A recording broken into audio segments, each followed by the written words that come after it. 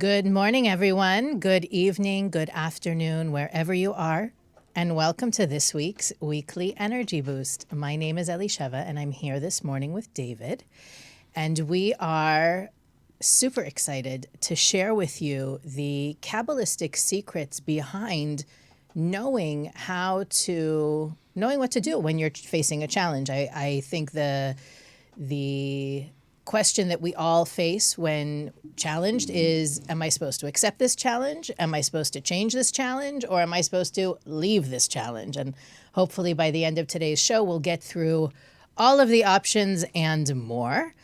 The Weekly Energy Boost is a 7-day spiritual weather forecast. We use the wisdom of Kabbalah to glean the most powerful and profound wisdom and tools to share with you so that you can navigate the coming week, make the best out of whatever you are handed, and in turn use those messages, that system for any day of the year. So even though we're motivated by the lay of the land this week, what we share every week is an opportunity, is something powerful and useful for all time. In case people are wondering, we are streaming from a Miami nightclub, and we're actually going to play laser tag after this. We want to know what you think about the new background if you're watching live. I think people who are probably listening to the podcast are going to try and find the live video so that you can comment on the Miami Vice vibe. Elisheva will have breaking news for us momentarily. Yes, it's the Miami live news from Miami, Florida. That's my take on it. So, where do we begin? Where do you want to start? Where do I want to start? Well, I think that one of the main concepts, and this is something that we could probably copy and paste into any day of the year, is that how we face a challenge in our lives really depends on our perspective, right? If we are in the mindset that the universe is random, that there is no order, there is no system, I'm just a victim of circumstance, happenstance, coincidence, and people are out to get me, the challenges that we face are going to look very different. Right? Even I think even spiritually minded people say, oh, this always happens to me, or what did I do to deserve this?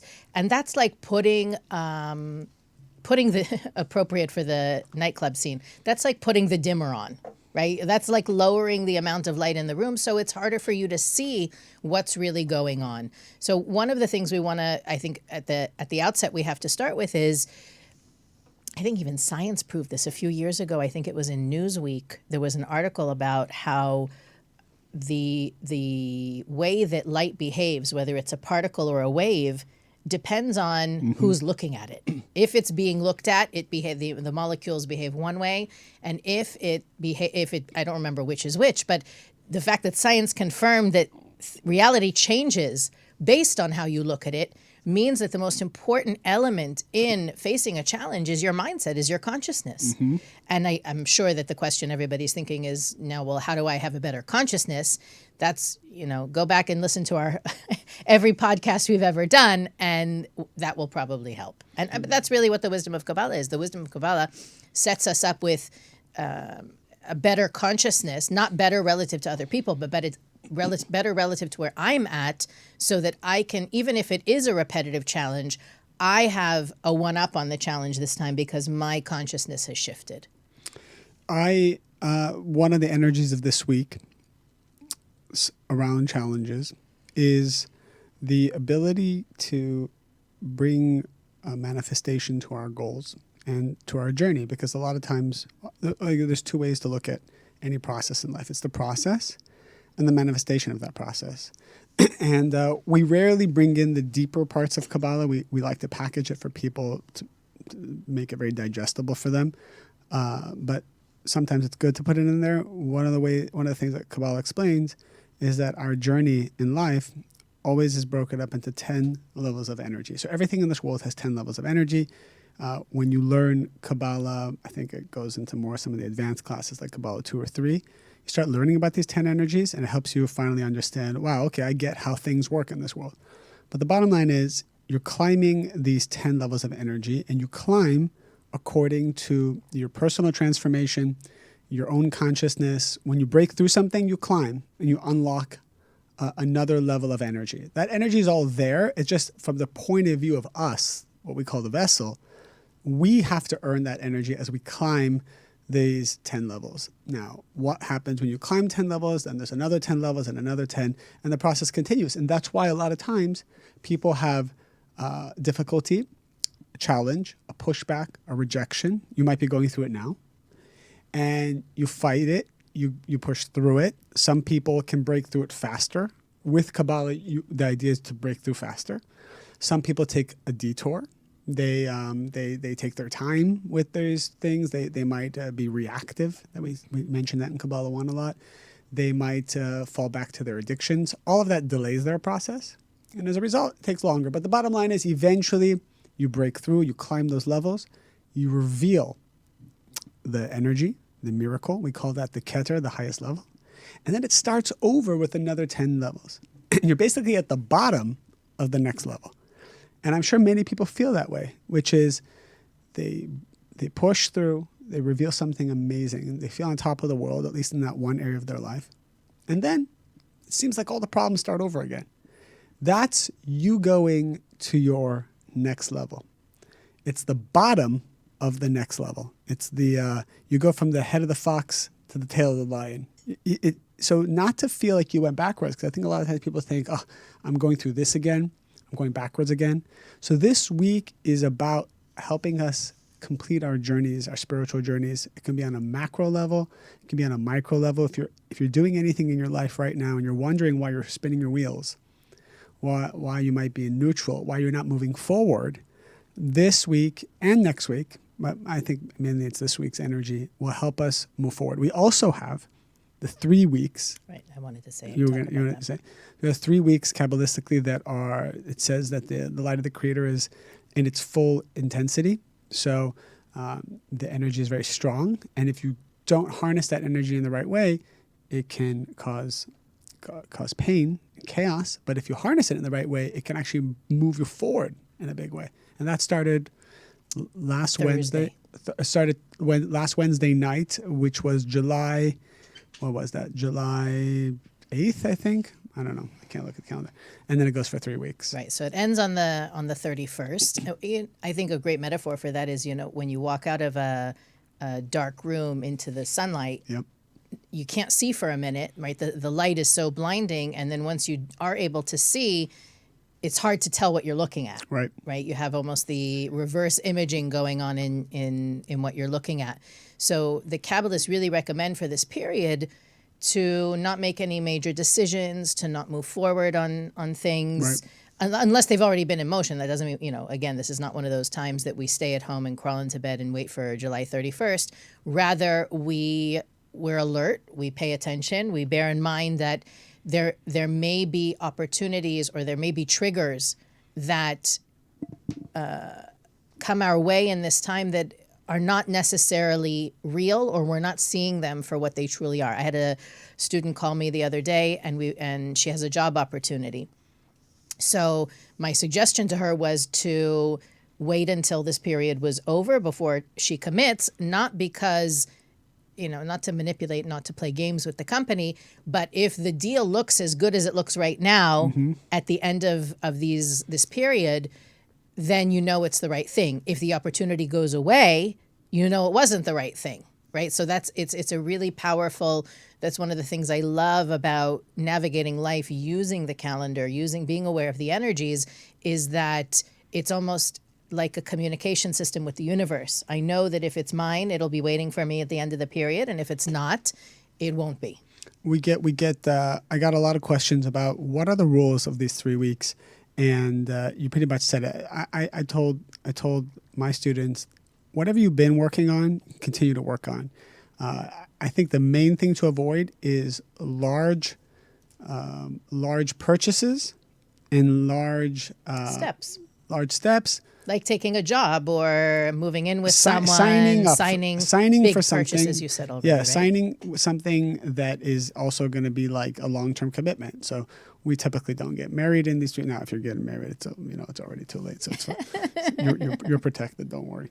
But if you're making that decision to sign something big, start something new, we delay it until what is the day? July 31st. July 31st is when it's in the clear, and then actually becomes a very positive energy, which means a lot more protection from the universe to help us with those things. Right. And we'll talk more about that when I think in about a week and a half we have the new moon. So maybe in next week's show we'll talk more about that. And there's definitely opportunities to connect with the light in this time. It's not all dark. This Sunday is actually one of those powerful. Yep, the Sunday also. Powerful days in the period where we get to recharge and plug into an abundance of positive energy. So stay tuned. Be aware and be your best on Saturday night to Sunday night, so that you can capture that energy. We know that sometimes people don't watch the entire. They take bite size of the show. So not to forget, I'm starting tonight. Global Kabbalah 1. Worldwide, we have over 1,000 people already registered, and it's a pay what you can model. So if you can't afford, you can come watch it for free. If you can afford, you're donating to charity and you're helping us continue this model. And you're also, giving is powerful because you get more when you give. So we'll have the link up there. That's right, it's there.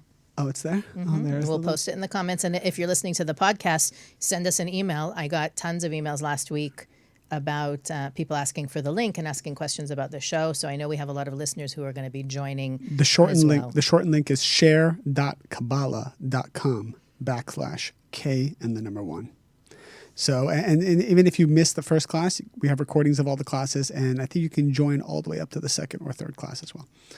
All right, I have some secrets about how to complete the journey, about things that distract us from our journey. So if people feel that they're spinning their wheels in any part of their life, I'm not going to say how many steps, because I'm not going to fall in that trap again, because sometimes I share how many and I only do half of them, and then I get blown up throughout the week. So I have a certain amount of steps I can share, but maybe Elisheva, you want to start first, and then. Well, I want to frame it for a second, because I think that when we look, when you see the word, when I see the word, when all of our listeners see the word challenges, the thought is, how can I overcome it? Right. Right? How can I get it over with? I accept that there is a challenge, that life has its challenges, and I want to get it over with, get this challenge over with, finish with it, put it behind me, and relax. Yep.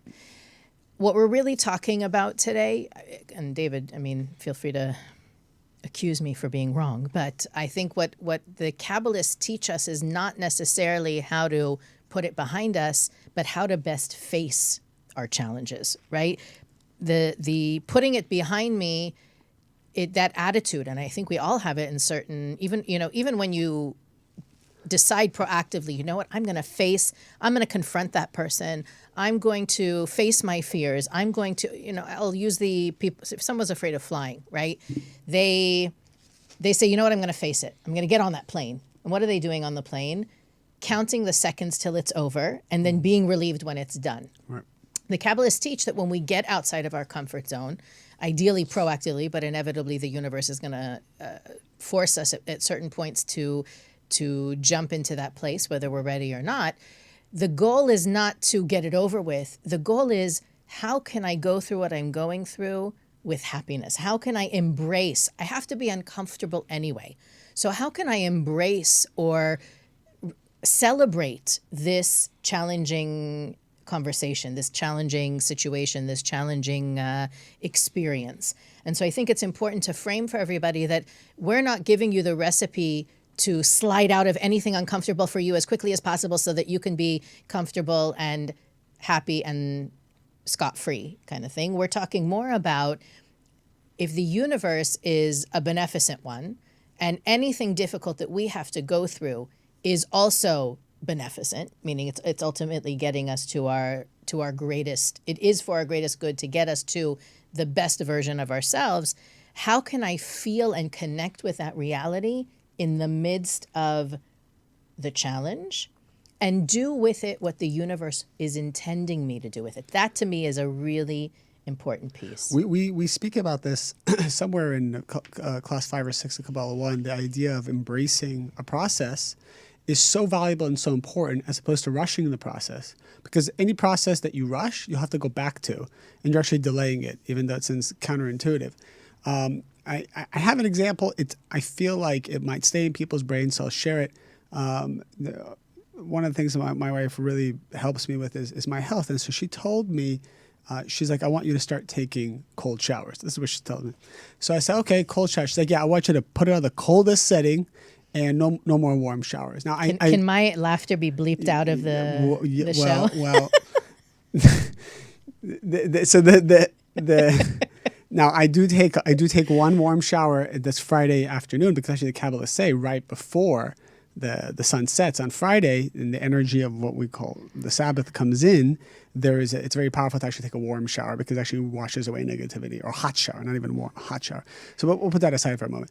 So How to Shower by David Guillaume. listen, this is what people like to hear. You know, you don't get this. You don't get this with Gary Vee. And I love Gary. You don't hear how Gary Vee showers. Gary Vee doesn't tell you how to shower. So I started to take the coldest shower.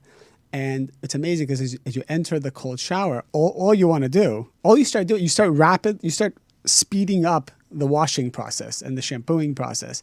And then I'm telling myself, wait a minute, this is going against everything that we teach, that I'm trying to rush the process and I'm trying to get it over with.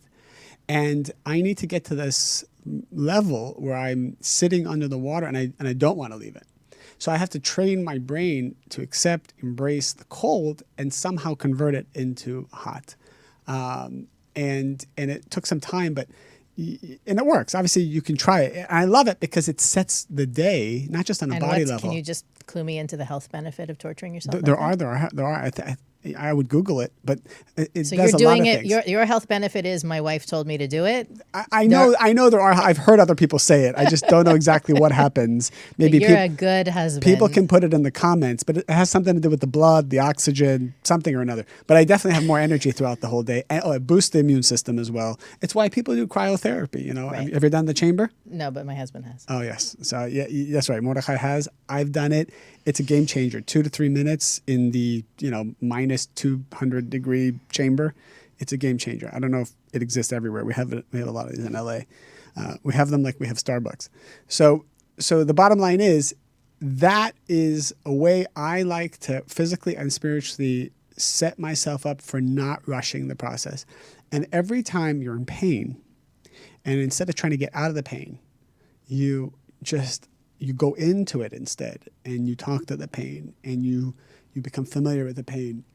What you do is you unlock its intelligence, you unlock its life-giving ability, you lock the immunity that it's holding, and it reveals something to you. And then you've moved on to the next level. So of these 10 levels, you've moved on.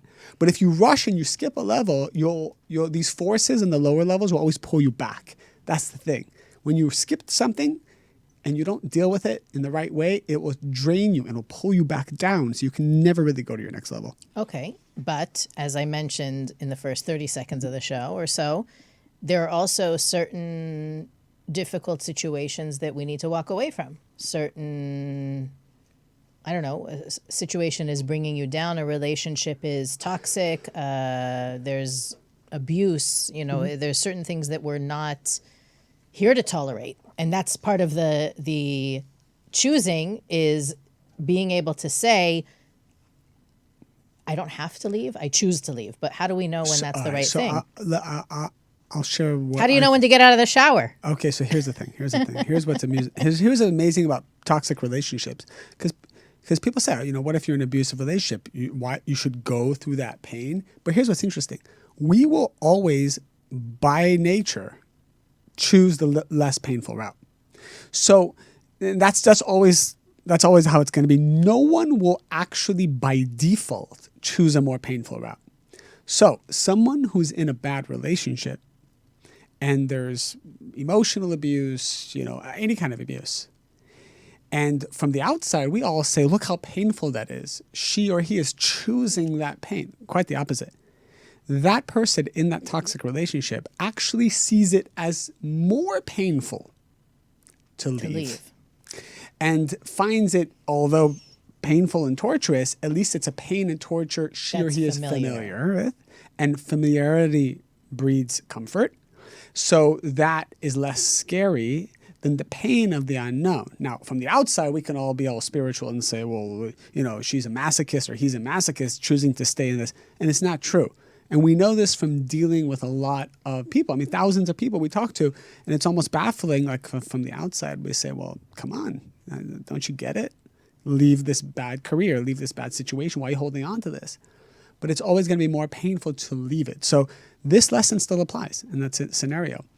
Leaving the relationship and then embracing that pain, embracing that loneliness, embracing the fact that you're going to see this person that you just left move on.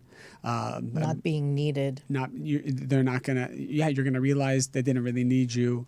You're going to realize that maybe at your age or at your situation, no one else is going to find, all that stuff comes up. And then you start a spiritual journey that you need to face. Maybe now is a good time to give a little bit more context to what we're talking about.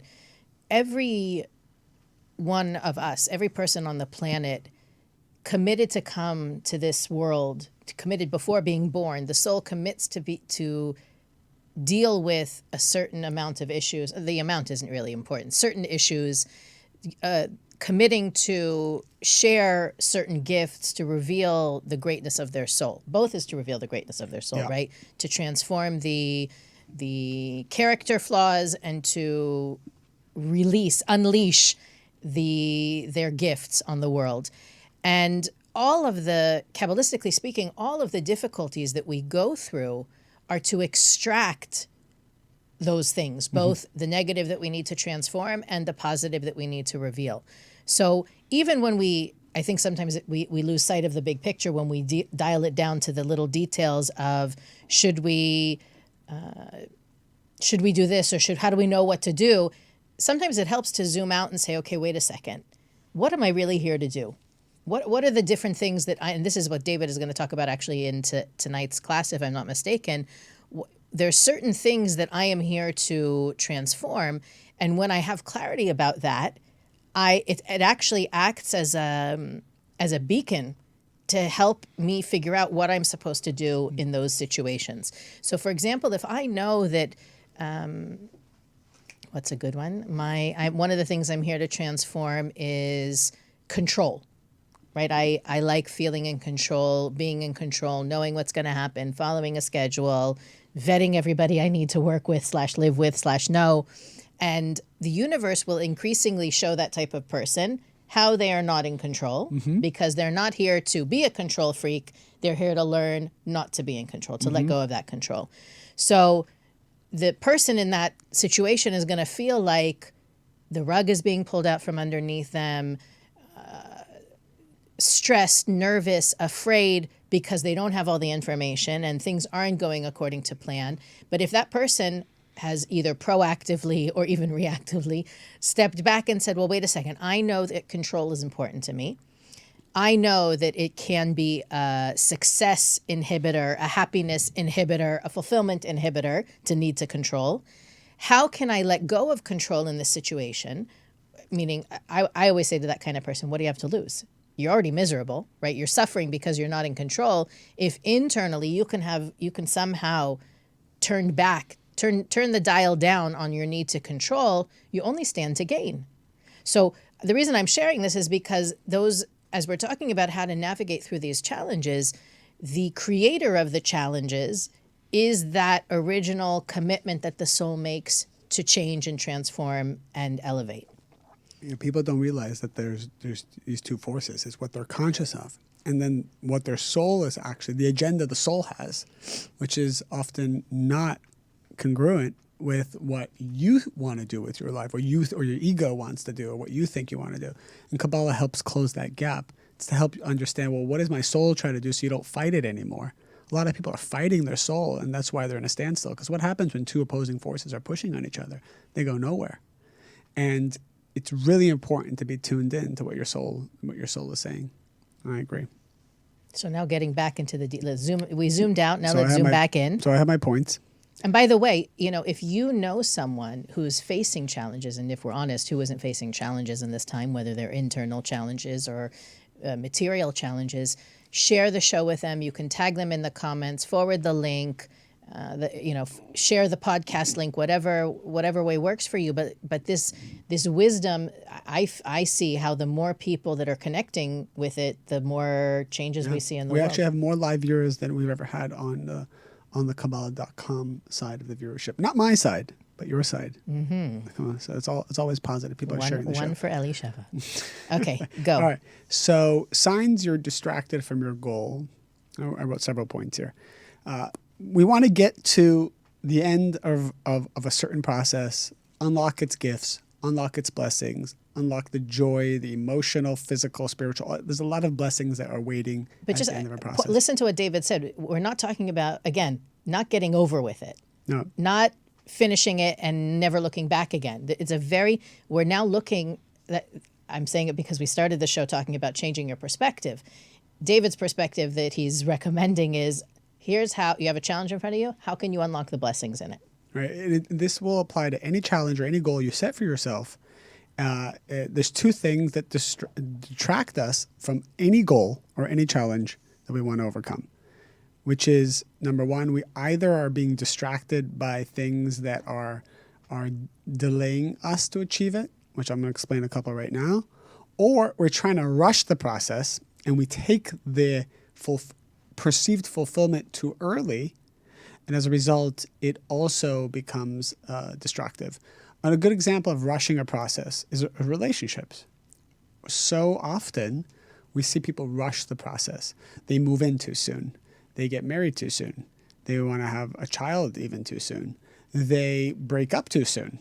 Everything's like too soon because they can't handle the uncomfortable feeling they feel. That in that impatience, situation. right, to get to the end of the process is often a fulfillment inhibitor as well. Correct, because you think that by getting into the relationship, getting engaged, you think all these things are going to solve your problem, and in fact, they double your problems, unless you follow the steps as we've outlined in our Kabbalah courses, which is to work on yourself to the point where the universe then is sharing it with you. You're not taking it from the universe, and it's easy actually to see when you're doing it. It's easy to see when you're taking, or when something's being shared with you. When something's being shared with you, it's kind of like the whole world's in agreement. You don't feel needy. You don't feel reactive to it. You could also say, if it was 3 more days, I'd be okay with it. It's kind of like you're in a place of inner peace. When you're taking something, you almost feel like a thief. And if the whole world could see what you're doing and what you're thinking, you'd be embarrassed. That's also how you know you're skipping the process. Well, that makes me. You said something last week that I think is elemental. I think it was last week that a person is going to be led according to their desire. Mm-hmm. So that refers to everything from, you're shopping for a car and you go to a Toyota dealership and suddenly everybody on the road's driving a Toyota. Right? Validating that, I should get a Toyota, to if I want this person to be the one, I won't be open to see that they're not the one, and I will see only the good and not the bad until I've rushed into it, and then it can blow up in my face. It says that Moses every day, and this is an exercise we all should do every day, Moses every day would tell the Creator, I have my projects, I have my plans, I have what I think is right to do for the physical and spiritual work, but I give you 100% permission, Creator, to sabotage or stop any of it, or to change course for me if that's not the way that the Creator wants it or my soul wants it. So a prayer that every morning we all can say is, I'm going to go to work, I'm going to do everything I think I know is right, because what other compass do we have? In my living room. I'm going to go to the living room to work. So I'm going to do what I think is best, because that's the compass the Creator gave us. But we also should tell the Creator, if this partnership is not right, if this deal is not right, if this decision is not right, if anything I'm doing is not in the best interest of my soul and the souls of humanity, I give you permission to stop it. I give you permission to sabotage it. And we have to have that prayer at least once a day. Otherwise, you will lead yourself to a place you think is right, but it's going to be the wrong place. So let me share the 3 points that distract us. Okay. Oh, I said the number, didn't I? All right. Say them quickly then, and then we will explain them slowly. All right. So number 1, a sign that you're being distracted from your goal is you start making, and this might seem like, well, where'd you get this from? Passive aggressive comments. I've noticed when people start to make passive aggressive comments, what's happening is they have a pain, they have a lack, And it's something that only they can overcome by healing themselves, by following their goals, by making it about taking responsibility. But instead, passive aggressive comments usually is an indicator that I'm blaming someone else, or I'm waiting for someone else to do something to help me move forward in my life. So it's a very sticky place to be, because it's a sign. If you find that you're being passive aggressive thoughts or words, it's usually to somebody you love. So try to think right now, do you say things that are kind of just like you're trying to sting them, stick it to them, or you're coming from a place to where you just feel like, you want to bring them down, whatever it is. It's a sign that we're not focused on ourselves. It's a sign that we're not focused on our goals. It's a sign that we're distracted, and the opponent is distracting us from achieving. So that's just, I know it seems like it came out of left field, but there's a reason why we had to share it today. There's a reason why this week people had to hear that one. That's the first one. Second one, and we'll get to it quickly so we can talk about it. Well, can I give it an Please. example that Please. doesn't And have to do with other people? If I don't finish it, it's not my fault. It's my fault. Yeah. David is giving an example about like when it has to do with the other person. I want to give an example when it doesn't have to do with the other person, and you're Please. still doing what David is talking about. Please. Maybe it has to do with health. Maybe you're trying to lose weight, let's say, Okay. or trying to get healthier. It doesn't have to be just to lose weight. So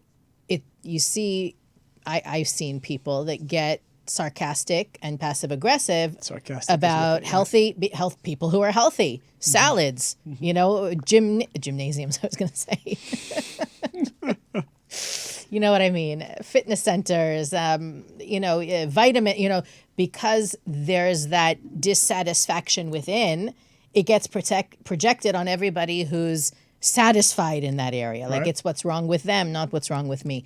And we don't even realize it. The function of the opponent is that we think that those are actually our thoughts. Yep. And so I think that watching out for that, even the internal dialogue, the internal sarcasm, the internal passive aggressiveness is a sign of exactly what David is talking about. Very good. Number two, what distracts us is people, everybody will agree to this one. We have addictions. We have things that we need to do to fulfill what the founder of the Kabbalah Center, Rav Ashlag, calls our small pleasures, small loves, small desires. We all have these small things. A classic one is kind of like that 20 minutes you waste on your social media, maybe before bed. It's something that you just need a little, like a little you have a little craving for it. And even though you're working on so many big, great things in your life, it's these little things that are sucking your energy and distracting you, when in reality, if you want to know if you should be doing them or not, just imagine 7 billion people are watching you do it. Are you proud? Are you showcasing this thing that you're doing? Or are you kind of embarrassed? Because we call that shame. We call that the bread of shame that we learn in Kabbalah 1, class 7 or 8. The bread of shame is this shame I feel that I am partaking of energy that I know is beneath me, that I know it's settling for less, that I know it's just to feed some kind of immediate craving I have, and it's foregoing a long-term plan. It could just be staying up late. Staying up late when you know it's going to destroy your next day, when you know you're not going to be focused, and you're doing something that you know is counterproductive. So we have all these little addictions, and it just delays the achievement of our goals. And it may not be related to even the goal of that part of your life. So staying up late and maybe, I don't know, watching TV or playing video games. Or eating ice cream. Or eating ice cream. Somebody told me recently they were staying up late playing video games, because I asked them in the morning, I'm like, where are you? They said, I stayed up late. I said, well, why'd you stay up late? And he said, well, I mean, we were playing video games. So I said, well, that's phenomenal. That's great. But here's the problem. You have goals that you told me you want to achieve, and you haven't achieved them. So where do you get off playing video games? I understand if a person needs to decompress. We love decompressing. Decompressing is great. Boost. But there's also rules around decompressing. Right. Decompressing is one episode, not 6. What do you mean? Like binge watching late at night. Yes, staying up yes, yes. So you need to decompose. You can do it with one episode. You don't need to do it with 6 episodes, right? Yes, decompress is you. I said decomposing, didn't I? I don't. apologize. I meant decompressing. Well, I felt. Please do not decompose. No, decompress. There's rules around that. If you want to know what the rule is, you take the minimum you need to energize. One episode. That's it. You just take maybe it's not even one episode. Maybe it's just 5 minutes. So you take the minimum. Once you got the energy, you got to let go. There's a moment where you go beyond, and that becomes taking. That becomes the reactive part. That actually starts to become the poison, the cancer, the distraction. And we all got to catch ourselves when it's that amount of food that we eat that goes beyond what we need for energy. Because you eat a certain amount for energy, but if you go beyond that amount, it starts to take energy from your body, right? If you overeat, the digestive process is stealing energy from everything else in the body. That's why we get tired when we overeat. Because all of a sudden, all the blood in your body is saying, wait, what's going on here? There's like 6-course meal in this person's stomach, and we need to go digest that for him. So all the blood starts to leave all the organs to focus on the stomach, and that's why we get tired and we become ineffective. But there's just a certain amount. Don't eat enough, and obviously you also become tired. So there's that sweet spot. We all need to look for that sweet spot of partaking in our decompressing energies, no problem, but don't overdo it. So we all have that. And this week will help us see those things that are causing us not to achieve our goals around addictions. And the third one I had was a lack of vision about what you're trying to achieve. And this is probably the biggest one, because I ask people, well, what do you want? And there's like they're just not even clear about what they want. What do you want in this relationship? What do you want from your husband? What do you want from your career? What do you want from yourself? So it's kind of like we're just following the herd. We're just following the pack. Like, all right, where's everyone going? I'll go there. And then all of a sudden, all these energies around us just take us like we're being blown in the wind. You have to be clear about your vision. It's your vision with your business, vision with your job, your vision with your relationship, your vision with your kids. Well, I think people are scared to do that because they might want to change. I mean, what if there's things in my life I don't like or that I'm not happy with, and how am I going to change them? That needs to be part of your vision. Here's my vision. I don't like this, or what do I want to be? That's the goal is put it down on the paper. And so many people in the business world, smart business, successful people, are lacking the plan and the vision. Even if it's going to change 100 times, that's fine. But you have to start somewhere so that it can change and you can follow that change. Otherwise, your company's controlling you. You're not controlling it. So you got to have a vision, and you got to have a 3-month plan, a 6-month plan, whatever it is. And it's uncomfortable for people to do that. I get it. It's uncomfortable for all of us to do it. But as soon as you do it, the world starts to work for you as opposed to against you. If I can give everything that David said an overarching theme, it's that the way to achieve what you want to achieve, or the secret weapon, is always within. Mm-hmm. It's never the external. And I think that if I can add a fourth distraction, it's being busy trying to fix the external, the outside. Mm. I'm upset about this. I don't feel good in my job. I'm going to ask for the corner office, right? That the corner office is going to solve my corner of my living room now is going to solve my problem. And by the way, I think that that's one of the revelations, the blessed side effects of what the pandemic has required of all of us is a lot of the external was stripped away, mm-hmm. so that we could see what's really going on also within us. But that idea that sometimes when we get busy trying to fix the external, right?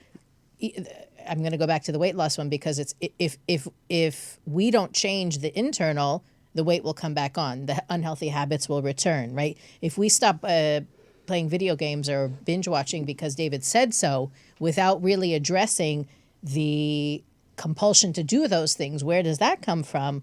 The external will always come back at us, mm-hmm. or there'll be another version of the addiction or the small pleasure or the unhealthy habit. So this idea of having my focus be first, primarily, I don't want to sound like I'm saying don't deal with the external, primarily being the internal, focusing first on the internal, you'll always be led to the right solution for the external, right? People think, well, this relationship is too painful. I've got to get out.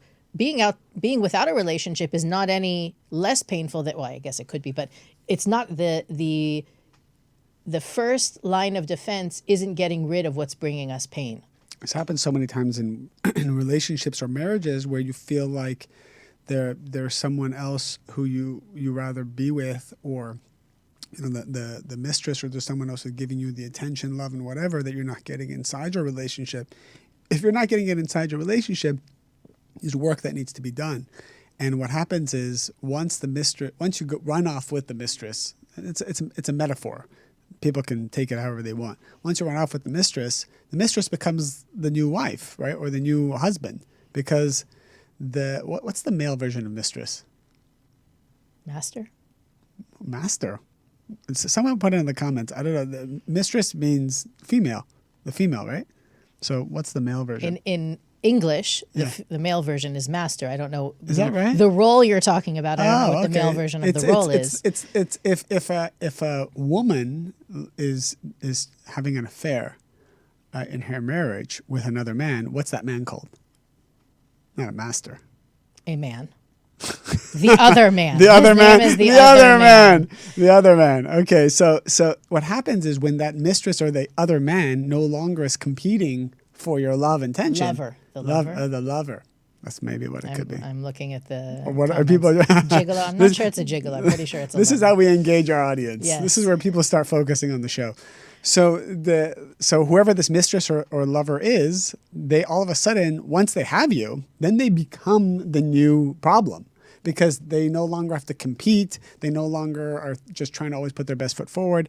And the lesson is, no matter what you leave, if you leave it prematurely or leave it reactively or leave it without doing the spiritual work, you're just going to experience the same thing in the other relationship. Yeah, and the funny thing is, and this is, I think, maybe one of the last, we don't have much time left, so I want to make sure we end on a high note. Where I mentioned earlier, I realized how much of a downer I must have sounded like when I said it's not about overcoming the challenges. Ultimately, a man's stress. That's really funny. A man's stress? Yeah. I'm going to Google it. I'm sure it's there. That there is the secret to having the challenges really put behind us, of course, is the internal work. When we do get what the universe wants us to get internally from the external situation, it can disappear from our movie script. But if I could give you the secret sauce to having the lasting change happens when we don't need it anymore. And I think that when the motivation... I'm sorry, I Googled male mistress. I'm sorry. And? I can't wait to tell you, but keep going. Okay. Finish. Manstress. Are you not even listening to me I anymore? am. I'm sorry. Okay. I'm with you. That the key is that we're motivated by the change and not getting rid of the external hassle, the external challenge, the stressor. So I think that maybe one of the things that we can all be looking at, not only this week, but in these next 3 weeks, is how motivated we are by the external and how we can shift that motivation to something more internal. Because if I'm motivated to work on, again, my health because of everybody around me is skinny and beautiful and I need to be skinny and beautiful too, I'm not going to achieve that, right? That's an external motivator, and it can become an obsession. Or, everybody else in my life is getting married. I got to get married too. I'm looking for the closest warm body who checks most of the boxes kind of thing. It's not solving the problem. The problem, the reason for the problem is always internal. And when I stop needing to solve the external problem, when it's no longer the controlling factor in my process, then I'm giving a chance to actually be unnecessary anymore. I won't need it anymore if it's not controlling me. And I think that for a lot of us, again, on a spiritual path, whether it's Kabbalah or anything else, the universe is constantly focusing. Actually, somebody said something so brilliant to me before yesterday, that the ego says to us, you want things to be good, take control. Be in control. If you'll be in control, things will be good. Things will be better. But the soul really says, if you want things to be better, let go of control. And it's these two opposing forces that if you really relinquish control of the external, you'll realize that the only motive, the only factor is internal. And so I think that for all of us in the coming, this week especially, but in the coming few weeks, to be able to examine, to clear out all of the other distractions, to clear out all of the noise, and again, social media. If there was a time to take a hiatus, it's probably right now. Unless it's the show. Unless it's, well, you can get the show on the podcast, but I guess it's... No, we like people coming on live. Of course we don't do. want to encourage just the By the way, one of the great things about everything that you guys are sharing with us is that it helps us also create topics and content and ideas for future episodes. But that idea that the universe is... I'm thinking of a class I gave not long ago. The universe wants us to know that it's on our side. The Creator is on our side. There are angels that are on our side. There's all these forces that are pushing us toward our next level, like David mentioned in the beginning of the show. We really need to find a way to stay in touch with that and not be distracted by everything you shared earlier. So in summary, the three things that I had mentioned that distract us from our goal: passive-aggressive comments are a sign that our focus is in the wrong place. Sarcastic comments, a sign that there is something going on inside of ourselves that we're trying to blame or take from someone else as opposed to taking responsibility for. Number two, we said addictions, all the small pleasures which nibble away at us and slow us down and cause us to not be focused on our goals. And number three, we said a lack of vision. A lack of vision pretty much means you're not going anywhere. The universe cannot help you unless you have a vision, unless you have a plan. You start writing that down. It's not just in your brain, but you got to become clear about it. And a male mistress is called either a mister or a concubinator. Okay. So English language lessons on the weekly energy boost. I want to finish it off by saying I hope that our audience gets this in time, but that you can join me tonight for the Global Kabbalah one I'm doing. It's going to be different. It's always different. And if you've taken this by the way, class you before, said that you're going to share this week. What's different about it? What's different about this one? 30 seconds. I started to look at the lesson plan, and I just want to present it in a different way. I want to present some deeper concepts. Obviously, the first one or two classes is going to have the same concepts, but I just want to present it in a different way. And it's going to always be in the context of relationships, of business, and in those two categories. So it's going to be new. I haven't given New Kabbalah 1 in almost half a year or a year. So we've got a lot new content, a lot of amazing things to do. I probably think we'll hit around 1,500 people to be on it. We'd love to have you on it. Even if you missed the first show, you can come on the second show, second class. Yeah, and it's always going to be classes are recorded. recorded. You get access to all of the recordings every week as they're uploaded. There's homework, class summaries.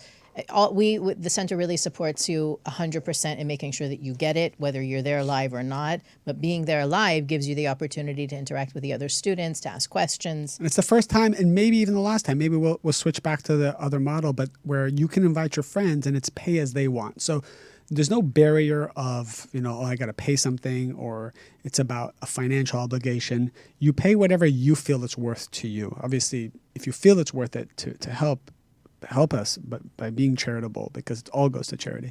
So that'll be tonight, Monday, July 13th at 5:30 p.m. Pacific time.